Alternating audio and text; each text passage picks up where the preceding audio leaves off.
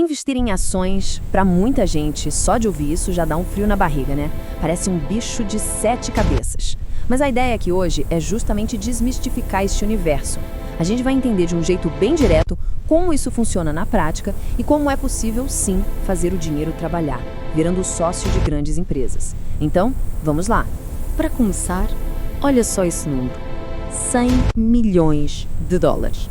É o tipo de grana que muda completamente o jogo para qualquer pessoa, não é mesmo? Agora, e se eu disser que essa bolada toda foi o que um rapper famoso ganhou, não com música, mas investindo numa simples água com vitaminas? Pois é, fica a pergunta, como é que isso aconteceu?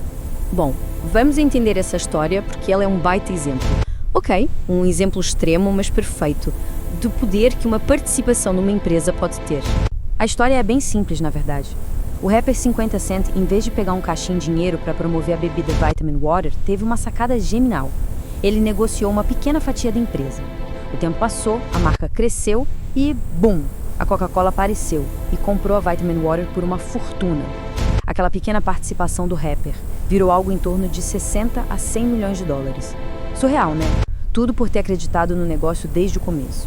E ao trazendo a conversa aqui para o Brasil, a gente também tem histórias assim, de gente que construiu fortuna se tornando sócio de empresas. Pensa aí no Jorge Paulo Lemann com a Ambev ou no Abílio Diniz com o Pão de Açúcar. Só que isso é super importante. Esses são pontos fora da curva. São casos excepcionais. Para a esmagadora maioria das pessoas, o ganho com ações é uma construção, sabe? Vem aos poucos, com disciplina e principalmente com o tempo. Certo. Então, vamos voltar para o básico do básico. Afinal, o que de fato é uma ação? Pensa assim, ó. Uma ação é literalmente um pedacinho de uma empresa. É isso. Simples assim. Quando alguém compra uma ação da Vale, por exemplo, essa pessoa se torna dona de uma fração minúscula, mas dona, daquela gigante da mineração. É como ser dono de um tijolo num prédio enorme. Você vira sócio. E como todo sócio, tem direito a uma parte dos lucros, mas também corre os riscos do negócio. Ok, se a pessoa vira sócia, a pergunta que importa é como a grana entra no bolso. Bom, existem basicamente duas maneiras principais de ganhar dinheiro com ações. A primeira é com a divisão dos lucros da empresa. A segunda é quando a própria ação se valoriza. Vamos dar uma olhada em cada uma. Então, a primeira forma, a divisão dos lucros, ela acontece de dois jeitos. O mais conhecido são os dividendos. É uma parte do lucro da empresa que cai direto na conta de quem é acionista. E aqui no Brasil tem uma vantagem enorme. Dividendos são isentos de imposto de renda. O outro jeito é o tal do juros sobre capital próprio, o JCP. Dá para pensar nele como um primo do dividendo. Funciona de um jeito parecido, mas a grande diferença para o bolso do investidor é que o JCP já vem com desconto de 15% de imposto direto na fonte. Beleza. Com essa base entendida, vamos mergulhar em como as coisas funcionam na prática aqui no Brasil, na nossa Bolsa de Valores, a B3. Aqui no Brasil, a gente ouve muito falar em dois tipos de ação, as ordinárias, ou ON, e as preferenciais, as PN. A diferença-chave é a seguinte: quem tem ação ON tem direito a voto nas decisões da empresa. Já quem tem ação PN, como o nome já entrega, tem a preferência na hora de receber os dividendos. Em troca dessa preferência, geralmente abre-se mão do direito de voto. E como é que a gente sabe se a bolsa como um todo está indo bem ou mal? A resposta é olhando o termômetro. E o principal termômetro do nosso mercado é o Ibovespa. Ele é um índice, uma espécie de cesta, com as ações mais importantes e mais negociadas. Então, quando você ouve no jornal que a bolsa subiu, o que estão dizendo é que o Ibovespa, na média, valorizou. E do que é feita a nossa bolsa? Bom, ela é bem concentrada em alguns setores gigantes. O desempenho do Ibovespa depende muito, mas muito mesmo, do que acontece com as gigantes das commodities, como Vale e Petrobras, e com os grandes bancos, tipo Itaú e Bradesco. O agronegócio também tem um peso enorme. Claro, temos empresas de varejo, tecnologia e outros setores, mas essa concentração em poucos figurões é uma característica marcante do mercado brasileiro. Certo. Até agora tudo parece muito bom, né? Mas é agora que a gente precisa falar do outro lado da moeda. Porque não tem jeito. Onde existe a chance de um retorno alto, também existe risco.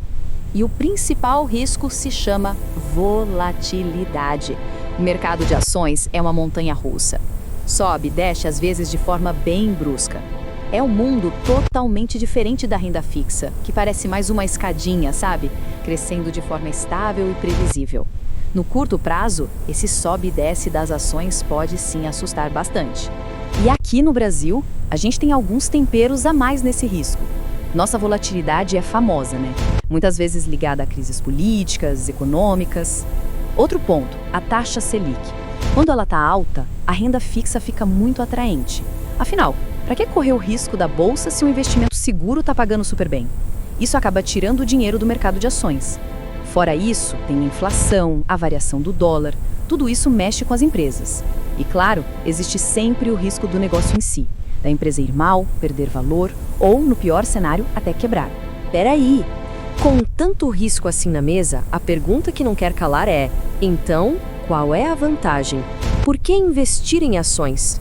A resposta está no potencial de crescimento. Mercados como o nosso, que são chamados de emergentes, têm um negócio que os especialistas chamam de potencial de catch-up. Imagina assim, mercados já desenvolvidos são como maratonistas experientes, correndo num ritmo constante. O Brasil tem potencial para dar um sprint, umas arrancadas de crescimento muito mais fortes, principalmente em momentos de recuperação da economia. É essa chance de crescimento acelerado que compensa o risco maior. No fim das contas, a lógica é essa. Não dá para fugir. Ações são, sim, o lado mais arriscado do jogo dos investimentos. Mas, olhando a história, também é o lado que tem o maior potencial de trazer os maiores retornos, especialmente quando o horizonte é o longo prazo.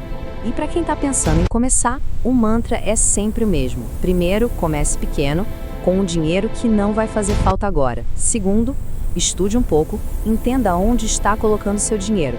E terceiro, talvez o mais importante de todos, diversifique. Aquela velha história de não colocar todos os ovos na mesma cesta. É a regra de ouro. E para a gente fechar, um aviso super importante. Tudo que a gente conversou aqui tem um objetivo educacional, tá? É para entender como as coisas funcionam. As informações são baseadas em dados de fontes como a B3 e a CVM, que é quem fiscaliza nosso mercado. Mas atenção, isso aqui não é uma recomendação de investimento, de jeito nenhum. Para tomar qualquer decisão com seu dinheiro, o caminho certo é sempre procurar e conversar com um profissional qualificado. Combinado?